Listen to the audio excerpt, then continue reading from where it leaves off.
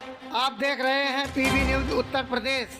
Channel को like एवं subscribe करें, बेल आइकन दबाना न भूलें। समाजवादी पार्टी के राष्ट्रीय अध्यक्ष पूर्व मुख्यमंत्री अखिलेश यादव ने सपा महिला सभा और राज्य एवं राष्ट्रीय कार्यकारिणी की महत्वपूर्ण बैठक को संबोधित किया।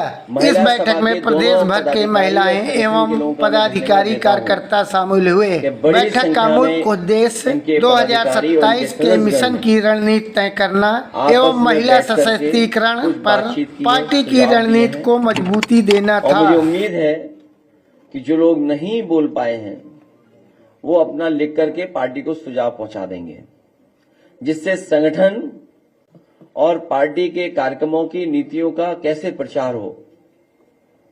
इधर देखने को मिला है कि सबसे ज्यादा असुरक्षित माहौल महिलाओं और बेटियों के लिए भारतीय जनता पार्टी की सरकार में बन गया है।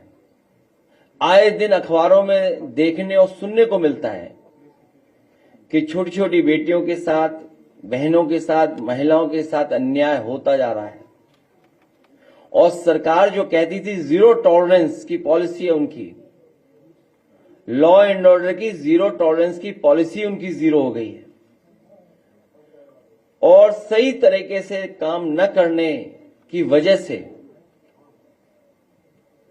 जब सरकार भारतीय जनता पार्टी की पुलिस से पॉलिटिकल काम कराएगी, लोगों पर झूठा मुकदमा लगाएगी, पॉलिटिकल लोगों को दबाने का काम करेगी, पॉलिटिकल लोगों पर, विपक्षी दलों के नेताओं पर झूठे मुकदमे लगाएंगे, और पुलिस जब चुनाव जिताने का काम करेंगे, उनसे पॉलिटिकल काम कराएंगे, तो उनसे लॉ एंड ऑर्डर की उम्मीद नहीं कर सकते।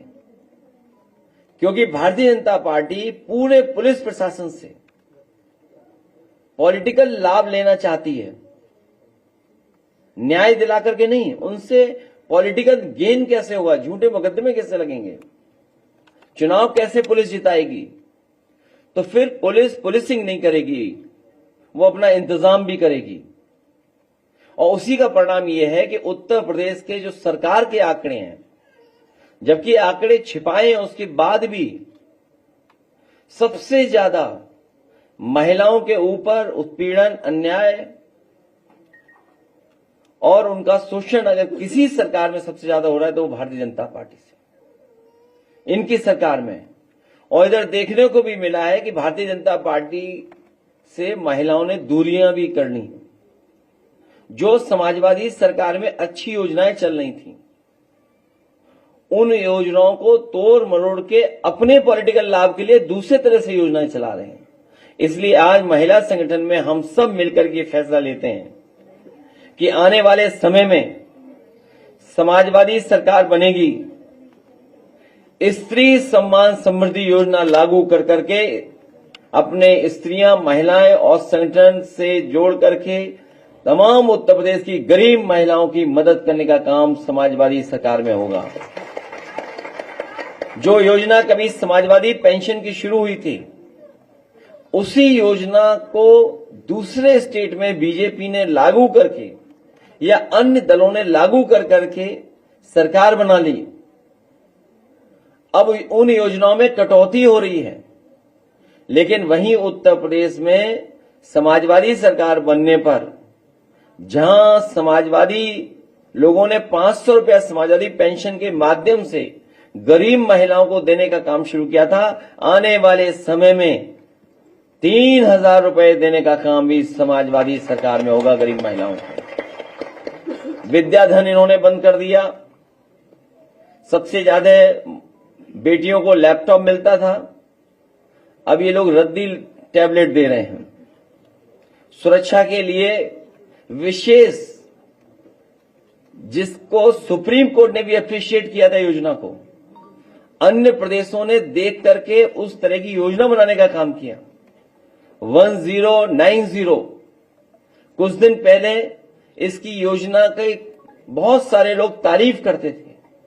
उस योजनाओं को खत्म करने के लिए बजट और तमाम असुविधाएं पैदा की, जिसके कारण 1090 उतनी इफेक्टिव नहीं बची जितनी इफेक्टिव थी। आने वाले समय में महिलाओं की सुरक्षा के लिए हम लोग 1090 और सशक्त कर करके और मजबूत बनाने का काम करेंगे। हम सबने बैठ करके ये भी याद किया, पंचायती राज में आरक्षण लागू करने का काम समाजवादियों का नेताजी का फैसला था। उसका परिणाम ये हुआ कि बड़ी संख्या में महिलाएं प्रधान और पंचायती राज के अलग अलग स्तर पर चुनाव जीत करके आई। सदस्य भी बड़े पैमाने पे बनी, जिला पंचायत अध्यक्ष भी बड़े पैमाने पे बनी। अगर किसी ने पॉलिटिकल सशक्तिकरण और उनको आगे बढ़ाने का काम किया तो समाजवादी लोगों ने आरक्षण देकर के बढ़ाने का काम किया। और हमें उम्मीद है कि जब 27 में सरकार समाजवादियों की बन जाएगी और जब महिला आरक्षण लागू होगा तो बड़े पैमाने पर संगठन की महिलाओं को भी चुनाव लड़ने का मौका मिलेगा। रजिस्ट्रेशन हुआ करता था, जमीन की रजिस्ट्री हुआ करती थी, उस समय रजिस्ट्री की फीस को कम करने का काम समाजवादी सरकार में हुआ था। ऐसी तमाम सुविधाएं योजनाओं चलाने का काम किया था। आने वाले समय में अगर पुलिस में स्ट्रक्चरल चेंज भी करना पड़ा, आने वाले समय में स्ट्रक्चरल चेंज भी अगर महिलाएं जो पुलिस कांस्टेबल उनको काम करने के लिए करना पड़ा तो समाजवादी सरकार में जिस तरीके से हम लोगों ने पुलिस हेडक्वार्टर बनाया तो महिलाओं की सुरक्षा के लिए भी अगर कोई बड़ा फैसला लेकर के हम लोगों को काम करना पड़ेगा तो वो काम करने का काम हम लोग करेंगे। एक बार फिर संगठन के लोगों को बहुत बहुत धन्यवाद और बहुत बहुत बधाई देता हूं। चुनाव आयोग ने जो है एक अपना नियम बदला है, जिसने क्या किया है कि 45 दिन में सारी फोटो और वीडियोग्राफी डिलीट कर देंगे, जबकि वो 1 साल तक रखी रहती है। तो ये कहीं ऐसा तो नहीं कि इनकी कोई बहुत बड़ी चाल होती है? इसका विरोध और इसके पक्ष में अपने विचारों के पक्ष में और सुझाव के पक्ष में हम ये बात रखेंगे। अगर डेटा ही स्टोर कहां करना ये सवाल है, पूरे देश में हर घर हर दुकान में सीसीटीवी लगी हुई है, हर घर में स्टोर हो रहा है डेटा। और ये सरकार तो दावा करती है, अपने उत्तर प्रदेश की सरकार, कि सबसे बड़े डेटा सेंटर बन रहे हैं और इधर देश में भी कुछ योजनाएं स्टेट गवर्नमेंट ऐसी ला रही जिससे कि विशेष पैकेज दिया जा रहा है डेटा सेंटर वालों को। तो जब इतने बड़े बड़े डेटा सेंटर बन रहे हैं, न कितने बड़े पैमाने पे डेटा स्टोर होगा। जो सबसे महत्वपूर्ण चीज है कि इलेक्शन का डेटा सुरक्षित रहे, स्टोर्ड रहे, अगर कभी कोई शिकायत हो उस शिकायत पर कुछ कार्रवाई कर सकें। मुझे तो ऐसा महसूस हो रहा है कि भारतीय जनता पार्टी के दबाव में इलेक्शन कमीशन ऐसा फैसला ले रहा है, क्योंकि उत्तर प्रदेश में हमने देखा था, इनकी पुलिस कुछ वर्दी में, कुछ प्राइवेट ड्रेस में वोटर्स को धमका रहे थे। अगर वोटर निकल करके आ रहा था तो पहले तो प्राइवेट ड्रेस वाले रोकते थे, और अगर वो रोकने में कामयाब नहीं होते थे तो वर्दी वाले रोक लेते थे। और एक ऐसा समय हमने देखा, हम उन अपनी माताओं बहनों को बधाई देना चाहते हैं, जब पुलिस का अधिकारी रिवॉल्वर तान रहा था तो हमारी माताएं घबराई नहीं, बहनें घबराई नहीं। उन्होंने कहा कि कुछ भी करेंगे, हम वोट डाल करके आएंगे। ऐसी बहादुर महिलाओं को आज महिला सभा के इस कार्यक्रम में मैं कहना चाहता हूं, भविष्य में उनका सम्मान करने का काम हम लोग करेंगे, पार्टी कार्यालय में बुला करके। और कुंदरकी में सुनने में आया है, कुंदरकी विधानसभा का विशेष, और मैं तो आपसे कहूंगा पत्रकार साथियों से, मेरी बात न माने आप उस समय सीसीटीवी पे जो रिकॉर्डेड है, जिन्होंने वोट डाला है, वो आप निकलवा लीजिए। आपको सब पुलिस वाले निकल के आएंगे अंदर। क्या कह रहे हैं? प्राइवेसी भंग हो रही है। ये प्राइवेसी नहीं, ये जो पुलिस से माफियागिरी कराई जा रही है वोट लूटने की, उसका खुलासा हो जाएगा। आप कुंदरकी का हम चलो स्वागत करते हैं इलेक्शन कमीशन का। हम तो इलेक्शन कमीशन से कहेंगे कि कुंदरकी का जो सीसीटीवी में कैमरे में जो कैद है वोटर्स, और अगर वोटर्स से एफिडेविट भी चाहते हैं तो हम वोटर्स से भी रिक्वेस्ट करेंगे, एफिडेविट ले लेंगे कि हमारी इससे कोई प्राइवेसी भंग नहीं होगी, हमारा ओपन दिखाया जाए चैनलों पर कि वोट किसने डाला है। जब आप वोट डालते हुए वो वीडियोस देखोगे तो आपको नजर आएंगे पुलिस के बड़े बड़े लोग जो प्राइवेट ड्रेस में वोट डाला है अंदर जाकर के। सोचिए आप, अगर ये बात गलत हो तो बता दीजिए। क्या बीच का रास्ता है? कोई बीच का रास्ता नहीं है। इलेक्शन कमीशन, क्योंकि दुनिया में वोट पड़ रहा है। अभी देखिए अमेरिका कितना ताकतवर है, हमारी फॉरेन पॉलिसी कितनी कंफ्यूज है। हालांकि हमें टिप्पणी नहीं करनी चाहिए, लेकिन याद रखिए दुनिया देखती है कि आप किसके साथ खड़े हैं बुरे वक्त पर। अगर आप बुरे वक्त में अपने मित्र के साथ नहीं खड़े हैं जिसने कभी आप पर एहसान किया हो, तो ये बहुत बड़ा देश की फॉरेन पॉलिसी के साथ धोखा है। हालांकि बात बड़ी कह रहा हूं मैं, लेकिन हमारा मानना यही है। तो जब अमेरिका जैसा देश बैलेट से वोट पड़वा रहा है, हमारे यहां तो बीच में बिल्डिंग खड़ी मिली, उनको मैपिंग सही से नहीं हुई, लैंड एक्वायर करे बिना। मैपिंग नहीं, ये बीजेपी के लोग खेला कर रहे हैं उसमें, वो आप नहीं समझ पा रहे हो। मुझे याद है जब ये आपका घंटाघर के पास कोई रस्तोगी थे, उद्योगपति व्यापारी, हो सकता है नाम गलत बोल रहा हूं, लेकिन रस्तोगी थे, मुझे ये पता है। तो जब सब स्टेशन शिफ्ट होना था, हमारे बुक्कल नवाब से कोई शर्त लग गई थी। तो बुक्कल नवाब साहब से कहा, मैंने कहा सुनिए ये हट जाएगा 6 महीने के अंदर। बुक्कल नवाब साहब का नहीं हटेगा, और आप यकीन मानिए, और जो लोग आसपास रहते होंगे उसके, बताओ कितनी जल्दी सब स्टेशन हटा दिया। उसमें 30 करोड़ से ज्यादा हमें व्हाइट मनी देना पड़ता मुआवजा। जो व्यक्ति गया है कोर्ट, अगर सरकार उससे बातचीत कर ले, मुआवजा दे दे, अभी बिल्डिंग हटा लेगा वो। और फिर अलाइनमेंट किसका गड़बड़, विभाग किसके पास ही है? कौन है मंत्री इनका? है कौन है? पीडब्ल्यूडी ब्रिज ऑफिसर किसके पास? मुख्यमंत्री जी के पास। अरे यार, मुख्यमंत्री जी कौन सा अलाइनमेंट तय करेंगे? वो क्या कह रहे थे, भाषण सुन रहा था मैं उनका, कि इन्हें अलाइनमेंट नहीं जानते हैं। अरे पखनपुरा तक समाजवादियों का बनाया हुआ है, वो गांव का नाम नहीं बता सकते। हमारे मुख्यमंत्री इतने पढ़े लिखे हैं कि वो कह रहे थे कि वो अलाइनमेंट नहीं बनाया और जमीन एक्वायर नहीं की थी। कौन समझाता है इन्हें? पता नहीं कौन समझा देता है इन्हें। किससे ट्यूशन ले रही है? कौन अधिकारी है जो ट्यूशन दे रहा है इन्हें? मैं आपको बताना चाहता हूं इतने लोगों के सामने, और लाइव जाए ये बात, जिससे ट्यूशन ले रहे हैं मुख्यमंत्री जी, उस टीचर को तुरंत हटा दें।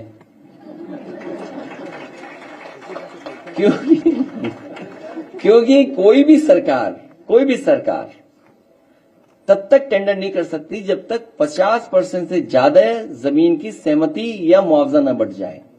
तो जब सहमति पे दस्तखत हो गए और मुआवजा बढ़ गया, तब मैं टेंडर कर पाया। और टेंडर दिया था सबसे प्रतिष्ठित देश की कंपनियों को। इन्होंने मानकों को गिरा करके, सड़क को खराब कर करके, अपने लोगों को ऑब्लाइज करने के लिए, आप पता कर लो किन ठेकेदारों को काम मिला है। अपने लोगों को ऑब्लाइज करने के लिए किया। हम तो उस दिन का इंतजार कर रहे हैं जब हमारे मुख्यमंत्री जी सलीमपुर में भाषण देकर के आए, देवरिया में, कि नई रोड बन रही है शामली से लेकर के सिलचर तक, एक्सप्रेसवे। हम इंतजार करेंगे कि हमारे मुख्यमंत्री जी उस एक्सप्रेसवे का कब शिलान्यास करेंगे, क्योंकि हमारे मुख्यमंत्री तो प्रधानमंत्री से आगे हैं। क्योंकि उत्तर प्रदेश में तो मुख्यमंत्री बना सकते हैं, अन्य प्रदेश में हमारे योगी मुख्यमंत्री जी कैसे बना सकते सड़क? बताओ, कोई उत्तर प्रदेश का मुख्यमंत्री बिहार में सड़क बना सकता है क्या? कोई उत्तर प्रदेश का मुख्यमंत्री आपके बंगाल में कैसे बना लेगा सड़क? हाँ, पहले तो इस लखनऊ की तहजीब है, पहले आप। और इस बार जो तहजीब देखी, पहले मैं वाली पीएम वाली मंच पर, तो कौन पहले बनेगा पीएम? पहले मैं, वो वाली चल रही है तहजीब उनके यहाँ, उसी का झगड़ा सब है। बारिश ने नगर निगम के पूरे घरों में पानी चला गया। कब? ये परिवार का आरोप है कि भ्रष्टाचार का आरोप लगाकर इनको उठा लिया गया और साजिशा इनको मार दिया गया है। हर इंस्टीट्यूशन में, चाहे वो पुलिस विभाग हो, और बनारस में सुनने में आया है गरीबों को इलाज नहीं मिल पा रहा बीएचयू में, वहां डॉक्टर एफआईआर खेल रहे हैं। एक डॉक्टर दूसरे पे एफआईआर, दूसरा डॉक्टर दूसरे पे एफआईआर करा रहा है। आप पता करवाइए। सब इंस्टीट्यूशन इन्होंने बर्बाद कर दिए हैं। इंस्टीट्यूशन से हमें न्याय दिलाने के लिए, इंस्टीट्यूशन हमारी हैं जहां पर हमें सुविधा मिल जाए, चाहे वो पुलिस विभाग हो, चाहे स्वास्थ्य विभाग हो। ये इंस्टीट्यूशंस को बर्बाद कर दिए हैं। किसी गरीब को न्याय नहीं मिल सकता है, चाहे वो थाना हो, चाहे तहसील हो। इन इंस्टीट्यूशंस को करप्ट बना दिया। और जैसा मैंने कहा कि 2500 लोगों ने खेलम खेला करते रहे पूरे उत्तर प्रदेश का 9 साल से। जाना नहीं आप लोगों को? हैं?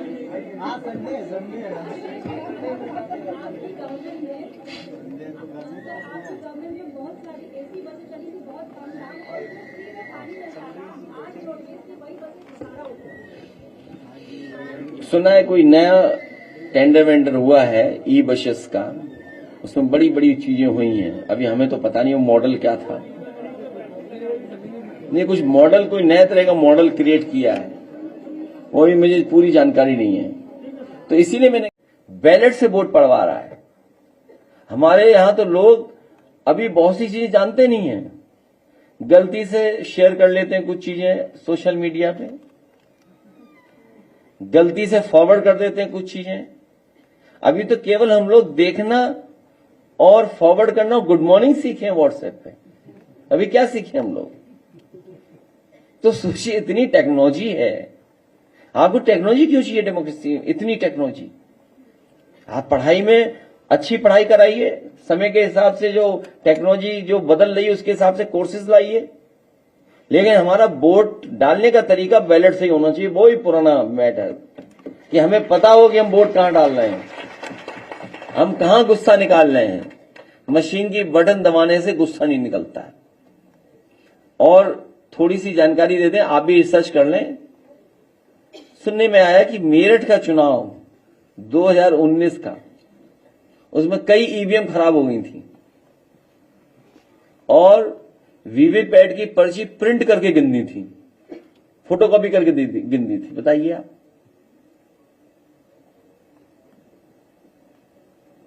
सर, उत्तर प्रदेश में अभी महिलाओं पर इतना अत्याचार बढ़ रहा है। अभी भारतीय जनता पार्टी के नेता आज भी मंच से करके कहते हैं कि जहां तक से सफाई वहां भी। तो आपने सीसीटीवी नहीं देखा? अगर ये बात, इनका भी सवाल जाए जो मैं जवाब दे रहा हूं, नहीं अकेला जाएगा। हमारे पत्रकार साथी ने जो सवाल पूछा है, ये सवाल भी जाए। भारतीय जनता पार्टी से महिलाएं दूरियां बना रही हैं। मैं इतनी सा बात कहूंगा, बाकी सब जानते हो आप।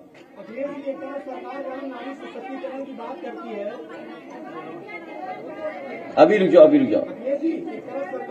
नारी सशक्तिकरण की बात करती है, दूसरी तरफ महोबा का एक वीडियो वायरल हो रहा है जिसमें एसडीएम बुलडोजर कार्रवाई का महिलाएं विरोध कर रही है। एसडीएम कह रहे बुलडोजर चला दीजिए, क्या कहेंगे? ये मनमानी इसीलिए कर रहे हैं क्योंकि सरकार इनसे पॉलिटिकल काम लेती है। ये जो झगड़ा चल रहा है विभागों में, अधिकारियों को और मंत्रियों में, ये कोई निष्पक्ष पोस्टिंग की वजह से नहीं चल रहा है झगड़ा। ये बंटवारे की वजह से झगड़ा चल रहा है। जो बंटवारा है वो सही तरीके से नहीं हो पा रहा है, उसकी वजह से ये हो रहा है। और आपने वो समय देखा कि मां बेटी को जिंदा जला दिया था बुलडोजर चला करके। क्या आपने समय नहीं देखा? और आपने उस बेटी का भी सम्मान किया, एक छोटी बेटी का, कि वो अपनी किताबें बचा करके भागी। सोचिए आप, ये भारतीय जनता पार्टी के लोग और उनकी सरकार में बैठे हुए कुछ अधिकारी हार्टलेस हो गए हैं, हार्टलेस। वो हार्टलेस हैं बिल्कुल। और उसी का परिणाम यह है कि फेक एनकाउंटर, टांग में गोली मारना, बुलडोजर चला देना। याद रखिए, जो गड्ढा दूसरे के लिए खोदता है, एक दिन उस गड्ढे पे खुद भी गिरता है। आज इराक में कुछ जो यूपी के लोग गए थे धार्मिक यात्रा पे, उनसे मेरी बात हुई, उन्होंने कहा भारतीय एम्बेसी कोई मदद नहीं कर रही है। 2,500 से 3,000 लोग इराक में फंसे हुए हैं। फ्लाइट खाली आ रही है, लेकिन उनको लेके आने वाला कोई नहीं है। 19 तारीख के बाद कोई भी जो उनके ग्रुप के लोग हैं वो यूपी नहीं आ सके। उनकी मांग है कि सरकार और विपक्षी लोग हमारी बात को उठाएं और एमएनसी हमारी मदद करें। आपने जो सवाल किया है, मैं भारत सरकार से अपील करूंगा कि जो भारतीय दूसरे देशों में फंसे हुए हैं या अपने देश घर वापस जाना चाहते हैं, परिवारों के बीच में जाना चाहते हैं, उनके लिए विशेष विमान और विशेष डिप्लोमेटिक तरीके अपना करके उन सभी भारतीयों को अपने घर तक पहुंचाने का काम भारत सरकार करे। और भारत सरकार अगर नहीं कर पाती है तो ये जो ढोंग करते हैं विश्व गुरु बनने का, वो ढोंग करना बंद कर दें। एक रिपोर्ट के मुताबिक यूएस ने अपनी महिलाओं को भारत में अकेले यात्रा न करने की सलाह दी है। इसके पीछे उसने कारण बताया है कि भारत में लगातार जिस तरीके से रेप की घटनाएं बढ़ रही हैं, इसे कारण बताया है।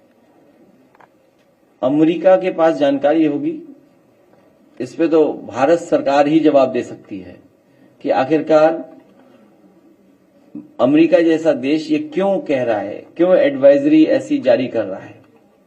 क्योंकि यहां की खबरें पहुंच रही होंगी, वहां यहां का डेटा पहुंच रहा होगा, यहां की जानकारी पहुंच रही होगी। हम और आप लोग तो अभी बहुत टेक्नोलॉजी में पीछे हैं, उनके पास तो सैटेलाइट है, सैटेलाइट से सब देख लेते हैं क्या हो रहा है। तो उन्हें जानकारी है आपके डेटा की। आप छिपा सकते हो अपना डेटा, लेकिन अमेरिका जैसे लोग, वहां पर जो लोग बैठे हैं, वो सब जानकारी रखते हैं। नोएडा में 6 चौकी इंचार्ज और 2 कानून व्यवस्था 2,500 पुलिस पूरे उत्तर प्रदेश को पिछले लगभग 9 साल से खेलम खेला कर रही है। 2,500 आप पता कर लो, 2,500 है केवल। 2,500 9 साल से वही खेलम खेला हो रहा है। ये जो नई भर्ती हुई है यूपी सिपाही भर्ती, इसमें जो नए रंगरूप है वो जब अपने पुलिस लाइन पहुंच रहे हैं, घर से निकल रहे हैं, तो रील बना रहे हैं और इसको लेकर पुलिस विभाग ने उनको निर्देशित किया है। तो किस तरह से इसको देखते हैं सोशल मीडिया पे? अब हम तो सरकार में नहीं, हम क्या कह सकते हैं। हम सरकार में नहीं, हम कुछ नहीं कहते हैं, हम किसी के खिलाफ नहीं है। ऊर्जा मंत्री ने बिजली निजीकरण की बात एक्सेप्ट की है। अभी तक वो कसीदे पड़ रहे थे। उत्तर प्रदेश में बिजली व्यवस्था पूरी तरह से नहीं क्लियर हो पा रहा। भारत को अपना स्टैंड साफ कर देना चाहिए और इस समय के जो सहयोग और समर्थन होता है हमेशा हमेशा याद किया जाता है। इसी मैंने कहा, मित्र की पहचान बुरे समय पर होती है, अच्छे समय में तो सब मित्र हैं। अमेठी से एक वीडियो आ रहा है जिसमें सरकारी जो बोरियां अनाज की बोरियां हैं उसमें मिट्टी निकल रही है। बताओ, 9 साल बाद आया वीडियो, ये तो पहले ही साल आ जाना चाहिए था। इतना लेट क्यों आया, उस आदमी ने क्यों लेट भेजा? इस पर कार्रवाई होनी चाहिए। जिसने बोरी में चोरी या बोरी में मिलावट, बताओ बोरी में चोरी कब से चल रही है? पहले 5 किलो, फिर 5 किलो। और याद है आपको, महंगाई समझाते थे कि पार्ले जी का बिस्किट कितना बड़ा होता था, पैकेट कितना बड़ा होता था, याद कीजिए। अब कितना बड़ा पैकेट मिलता है, देखिए सब जानते हैं। ये सब महंगाई और मुनाफे का चक्कर है। जैसे जैसे महंगाई बढ़ रही है, वो कंपनियां अपना मुनाफा नहीं कर रही कम। और ये जो बोरी की चोरी और बोरी की मिलावट, ये पहले दिन से हो रही है। जिस तरह विभागों में झगड़ा है, मान लो किस मंत्री जी के पास है ये विभाग, किसके पास है ये विभाग? उन्हीं पे है। कुछ मत बोलो, सब बिक जाएगा। देख लेना आप यकीन मानिए, सब बिक जाएगा।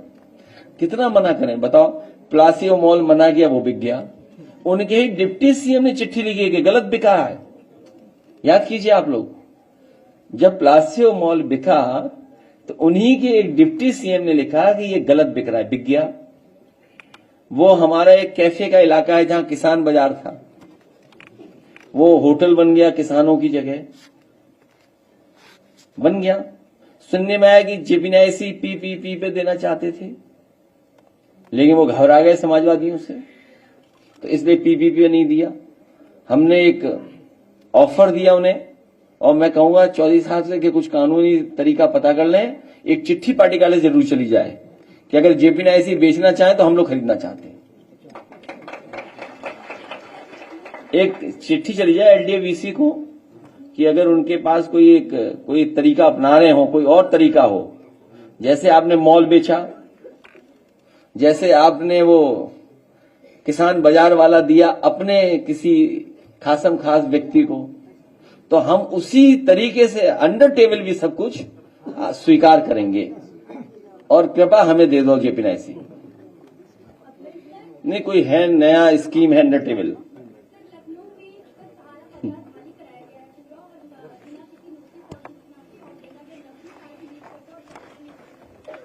जहां जमीन दिखती है भारतीय जनता पार्टी वहां कब्जा कर लेती है। ये भारतीय जमीनी पार्टी है। जहां कीमती जमीन इन्हें दिखाई देगी, जहां पर कुछ लाभ वाली जगह है, आप वृंदावन देखिए। मैं तो कहूंगा क्यूटो तो नहीं बन पाया, हालांकि हमारी पार्टी के बहुत से लोग मना करते हैं कभी सुझाव मत दिया करो, उस सुझाव को ये लागू कर देते हैं। लेकिन अच्छे काम के लिए कोई सुझाव देते रहना चाहिए, क्योंकि अब इन पर समय नहीं बचा, जनता इन्हें हटा देगी तो काम हम ही लोग करेंगे। इन्हें दुनिया के दूसरे देश देखने चाहिए।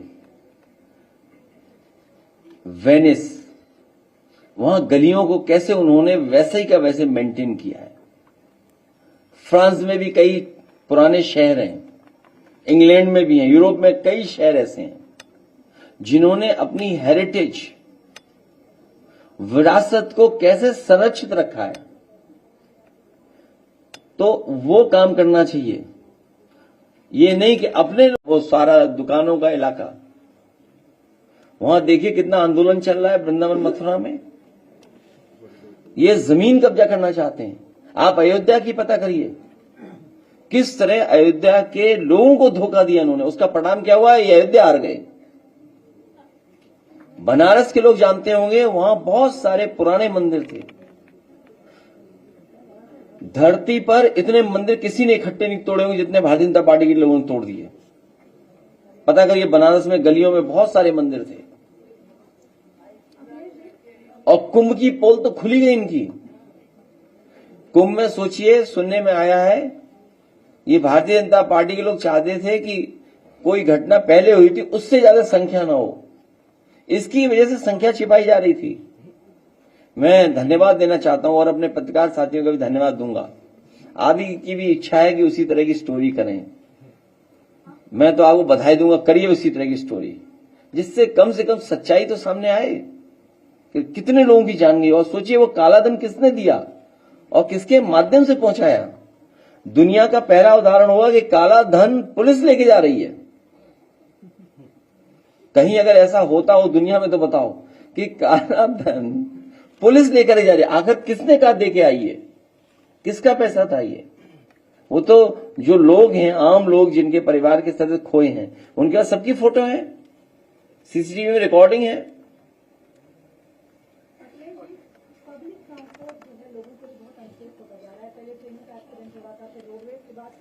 अहमदाबाद घटना के बाद जो है 9 दिन में 84 फ्लाइट जो है वो कैंसिल हो गई है। इसमें हम लोग लोकसभा में पूछेंगे आखिरकार क्यों हो रहा है ये। जो सबसे सेफ मोड ऑफ ट्रांसपोर्ट माना जाता है वो इतना अनसेफ कैसे बनता जा रहा है? क्या कमी है? क्योंकि उसमें बहुत सारे बड़े इश्यूज भी शामिल होते हैं। सर, जैसे अयोध्या और काशी में जिस प्रकार से कॉरिडोर बनाया गया है, वैसे ही मथुरा में बनाना चाह रहे हैं कॉरिडोर। मैंने कह तो दिया, वेनिस देखा है, गलियां कैसे संरक्षित होती हैं, और नहीं मानते हम सब लोग चलते हैं। सरकार भेज दे हम लोगों को, तो सरकार को समझाएंगे हम लोग, दोनों लोग मिलके। और नहीं तो आजकल तो यूट्यूब है, उसमें देख सकते हैं गलियां आप लोग हैं, वैसी की वैसी संरक्षण है, पूरी संरक्षित है। छोटी गलियां, 2 व्यक्ति निकल सकते हैं, सोचिए आप। और कितनी अच्छी बनाई उन्होंने। उसी तरह के पत्थर लगाए जो आपके पुराने लखनऊ में लगाए। सरकारी स्कूल के मर्जर की बात चल रही है, ये पढ़ाई के खिलाफ है, जिसमें हमने क्योंकि पढ़ा लिखा आदमी सवाल पूछता है। अहंकारी लोग चाहते ही नहीं कि सवाल इनसे पूछे कोई। हमने कई स्कूलों का लिस्ट निकाला, बच्चे जिसमें पढ़ रहे हैं उसमें ये निकला कि सबसे अधिक जो है दलित पिछड़े अल्पसंख्यक हैं। तो कहीं ये पीडीए के खिलाफ हैं, सॉरी पीडीए के खिलाफ हैं ये लोग। क्या ये गरीब बच्चों को शिक्षा से वंचित रखना चाहते हैं? हम तो कई बार गए हैं स्कूलों में, प्राइमरी स्कूलों में निकलते हैं तो कई बार रुके हैं। सरकार में थे तब भी, और जब सरकार में नहीं थे तब भी। तो अभी गांव के सबसे गरीब परिवार के बच्चे वहां पढ़ने जाते हैं, सबसे गरीब। और जो बात आप कह रहे हो एकदम ठीक है, पीडीए परिवार के ही बच्चे वहां पढ़ने जा रहे हैं, सबसे गरीब। जो संपन्न लोग हैं या जो थोड़ा बहुत अपने संसाधन जुटा के बच्चों को अच्छा पढ़ा सकते हैं, तो सब प्राइवेट में पहुंच गए, सब अच्छे स्कूलों में पहुंचा दिए। सीबीएसई और बोर्ड के स्कूलों में पढ़ा रहे हैं, कॉन्वेंट बन गए या प्राइवेट स्कूल हैं वहां पढ़ रहे हैं। जो सरकार के स्कूल है वहां सबसे ज्यादा गरीब परिवार के बच्चे हैं। और आप सोचिए, मर्जर के बाद बेटियां कैसे जाएंगी स्कूल पढ़ने, उनके लिए सुरक्षा का इंतजाम होगा। जब लखनऊ जैसे शहर में, अयोध्या जैसे शहर में घटनाएं बेटियों के साथ हो रही, जो 4 साल की, 6 साल की, 7 साल की, 8 साल की, उनके साथ, इन पे कोई काम नहीं बीजेपी पे। अच्छा काम दे दो, काम खराब करवा लो। अब आप बताइए, आप ही न्यूज नहीं चलाते हो? जो वो गोरखपुर लिंक शुरू हुआ है, 4 लेन है, रात में बंद कर दिया, नहीं उतर सकते हैं आप। हाँ देखिए, सही बोल रही है हमारी ये चल के उसी से तो नहीं आई, धीमे जाना।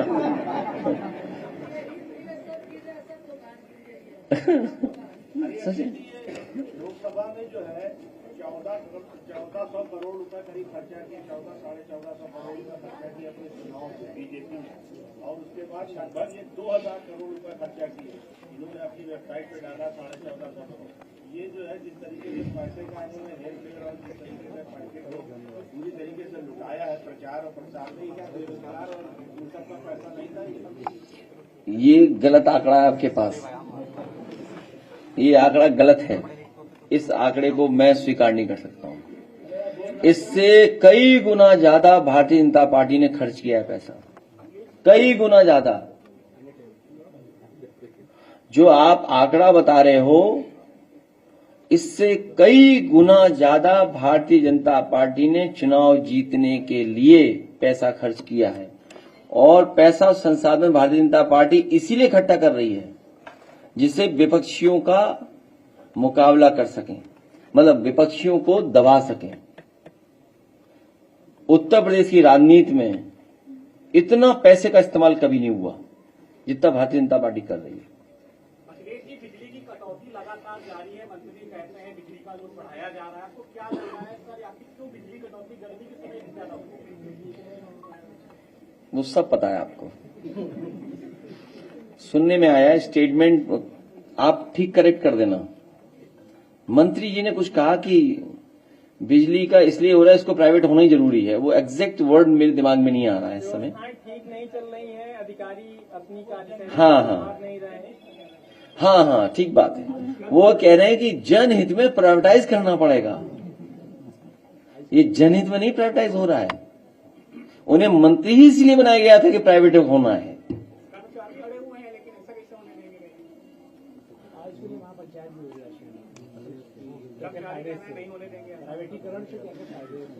देखिए, हमें उम्मीद है कि कर्मचारी इसको रोक लेंगे। बीजेपी ने कोई बिजली नहीं बनाई अभी तक, केवल बेच रहे हैं ये प्लांट, या पूरा उत्तर प्रदेश की व्यवस्था को बेच रहे हैं। वो मंत्री ही इसलिए बने थे बिजली बेचने के लिए, मतलब बिजली विभाग को अखिलेश जी, अभी एक कार्रवाई हुई रमाकांत यादव पर आजमगढ़ में, उसके बाद कुंडा से राजा भैया के सामने चुनाव लड़ने वाले गुलशन यादव की पत्नी की भी 1 करोड़ 10 लाख की संपत्ति शारदा नगर की कुर्क हुई है। इस पूरी कार्रवाई को कैसे देखते हैं? भारतीय जनता पार्टी हम लोगों को फ्री ट्यूशन दे रही है बस।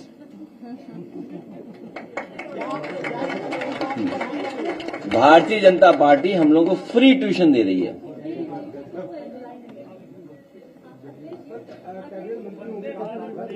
हैं?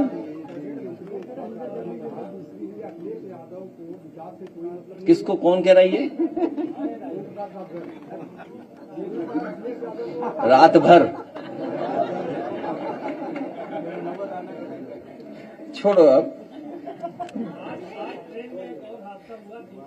वैसे एक चीज मैं अपने पत्रकार साथी से कहना चाहता हूं, मैं आपसे निवेदन करना चाहता हूं, उनकी विभाग की समीक्षा कर दो आप, और ना आपको भी श्लोक सुनने को मिल जाए तो कहना मुझसे, या भजन सुना देंगे वो कोई।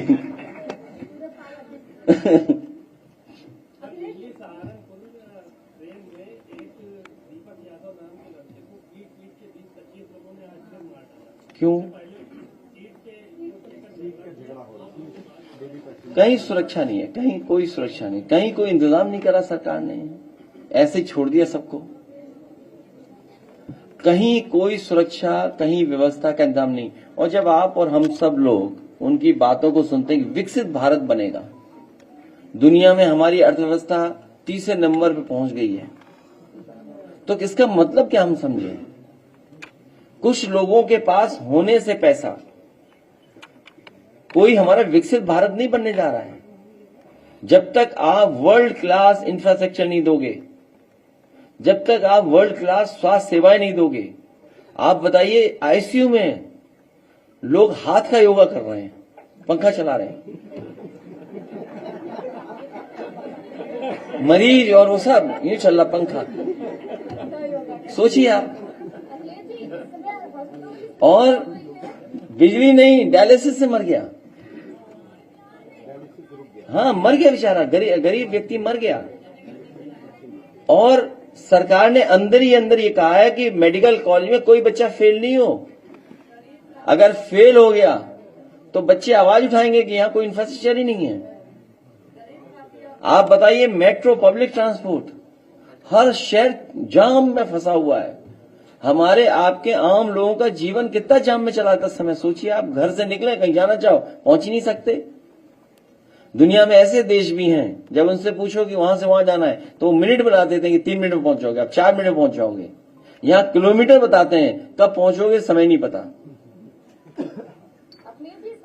यहाँ पर समय बताया जाता है कि इतने मिनट में आप पहुंच जाओगे, अपने यहाँ किलोमीटर बताते हैं। तो सोचिए आप, जब आप विकसित भारत की बात कर रहे हैं तो आपका इंफ्रास्ट्रक्चर क्या है? ये तो समाजवादियों ने सिखा दिया एक्सप्रेसवे बनाना, उसका भी सत्यानाश कर रहे हैं बीजेपी के लोग। जो एक्सप्रेसवे बनाना सिखाया उसका सब सत्यानाश कर दिया, दोबारा बनाना पड़ेगा इसको। सर, कृष्णा नगर में एक पुल बन रहा था रात निगम की तरफ से, और बीच में बिल्डिंग खड़ी मिली, उनको मैपिंग सही से नहीं हुई, लैंड एक्वायर करे बिना। मैपिंग नहीं, ये बीजेपी के लोग खेला कर रहे हैं उसमें, वो आप नहीं समझ पा रहे हो। मुझे याद है जब ये आपका घंटाघर के पास कोई रस्तोगी थे, उद्योगपति व्यापारी, हो सकता है नाम गलत बोल रहा हूं, लेकिन रस्तोगी थे, मुझे ये पता है। तो जब सब स्टेशन शिफ्ट